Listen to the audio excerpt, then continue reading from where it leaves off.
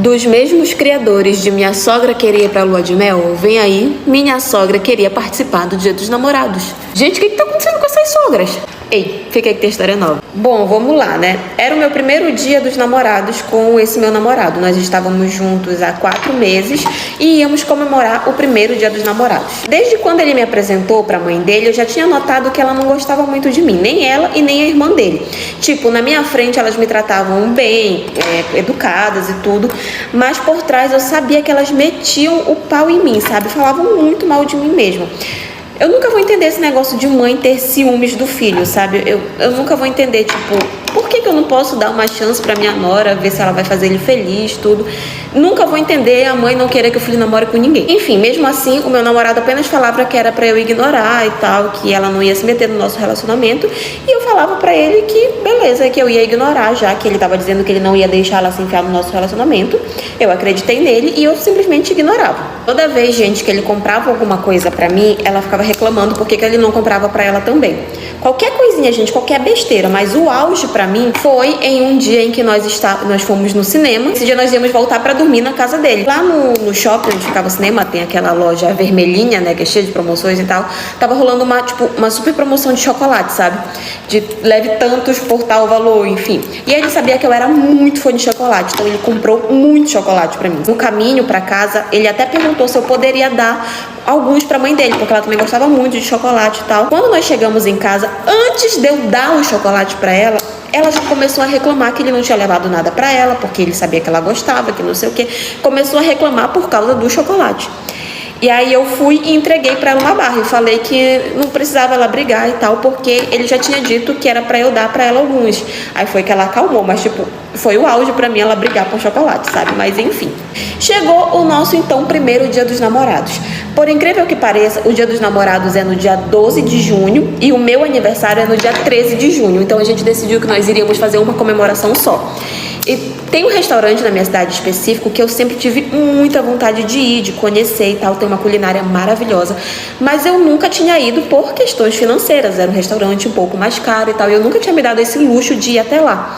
E como meu namorado sabia que eu queria muito ir lá, ele falou, não, nós vamos lá, vamos comemorar o dia dos namorados e o seu aniversário nesse lugar que você tanto quer conhecer e tal. Falou pra eu não me preocupar com relação ao pagamento e tudo. Eu falei, beleza, tava super feliz, gente, porque eu ia no restaurante que eu tanto queria conhecer há muito tempo. Chegou no dia dos namorados e tal, eu tava na casa dele, tava me arrumando e tudo. E na hora de sair, a mãe dele se fazendo de sonsa, né? Porque ela sabia exatamente que dia era aquele.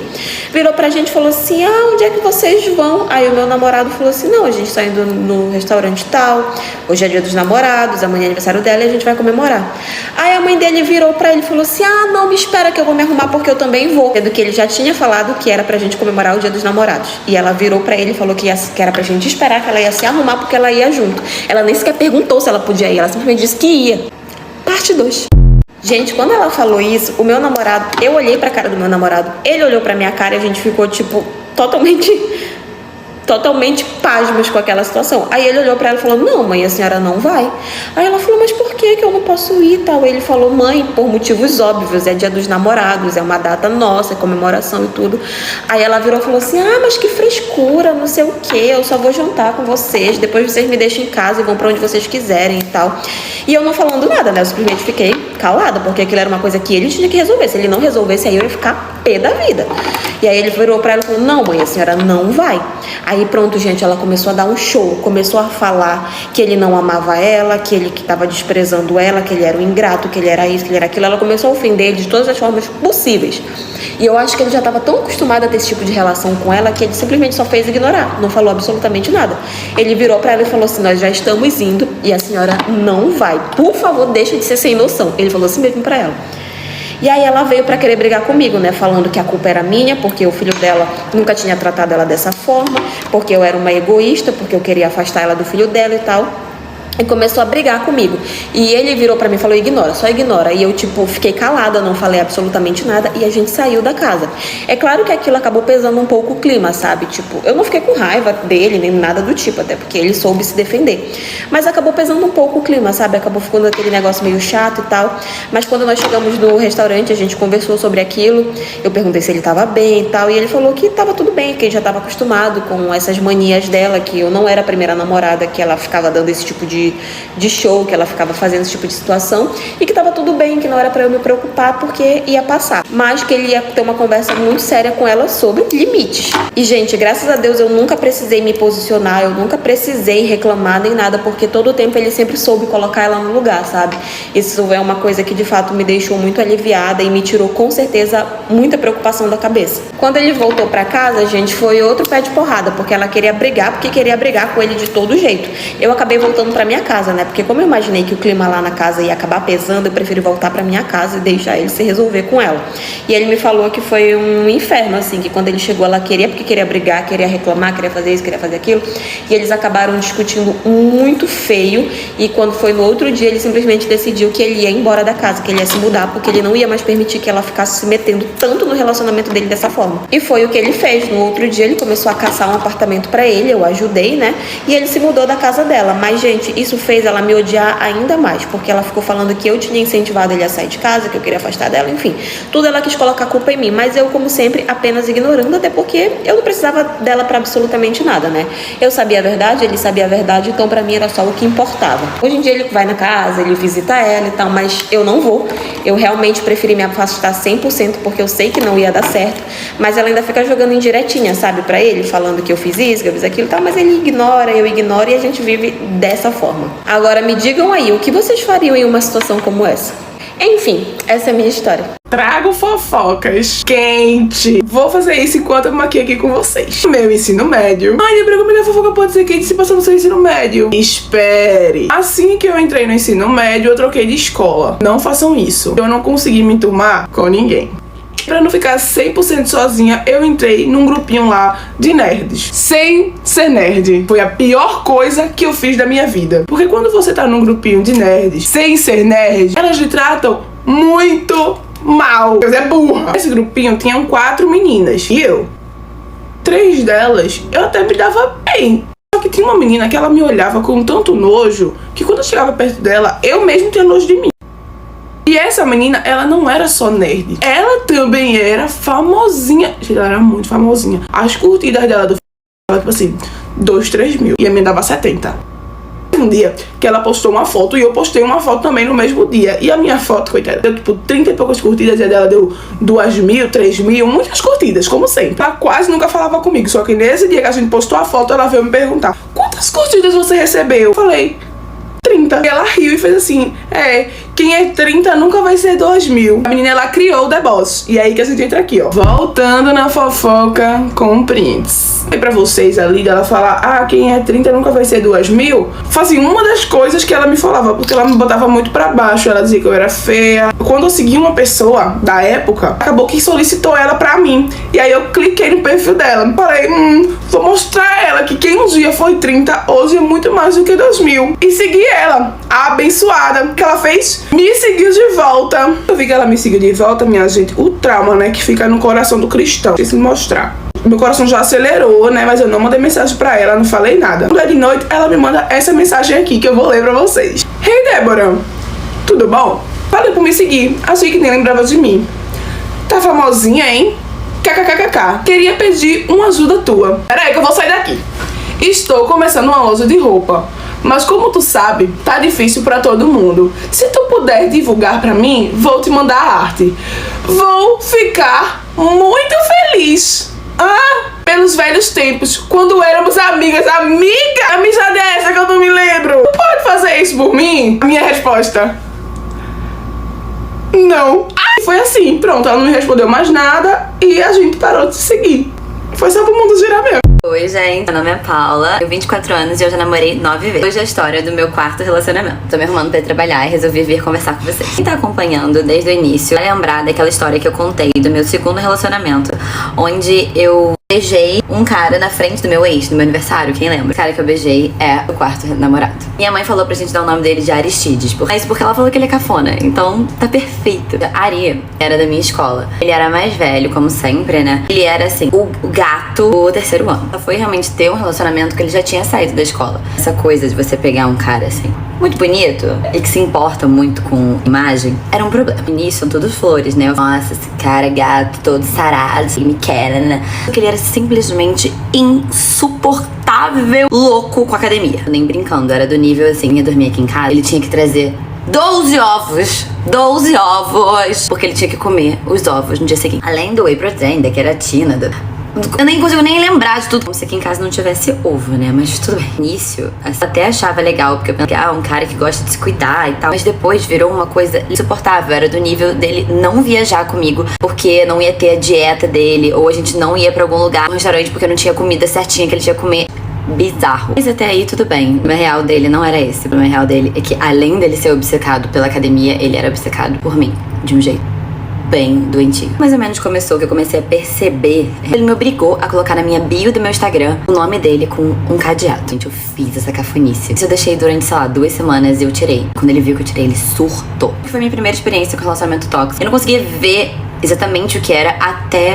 Vou chegar lá. Ele fazia coisas do tipo aparecer nos lugares onde eu tava. Eu ficava um pouco assustada. Ele começou a querer controlar minhas roupas, querer controlar minhas fotos, quem eu falava, querer controlar tudo da minha vida. Felizmente, eu não tive essa educação aqui na minha casa. E quando eu comecei a ver esse tipo de comportamento louco, obsessivo e machista, eu fui e terminei com ele. Obviamente, ele não levou isso numa boa, né? E que a saga começa. Pouco antes da gente ter terminado, foi sido meu aniversário. Eu tenho mania disso, de terminar com as pessoas logo depois do meu aniversário. Ou antes, me dado um anel de presente. Mas não era um anel, entendeu? De uma falange. Quando eu terminei com ele, ele surtou dizendo que ele tinha me dado um anel de compromisso. Era uma falange! Eu falei pra ele se ele queria que eu devolvesse a falange dele.